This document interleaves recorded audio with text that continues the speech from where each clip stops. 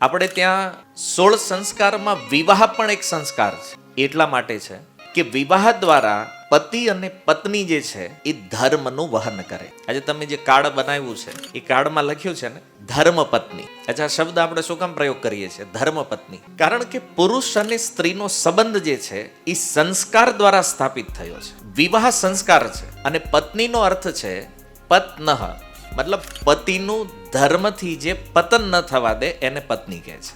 બીજું કે પતિ જે પણ ધર્મ કાર્ય કરે છે ગૃહસ્થ જીવનમાં, એ ધર્મ કાર્ય ત્યારે પરિપૂર્ણ ગણાય કે જ્યારે એમાં પત્નીનો સહયોગ હોય.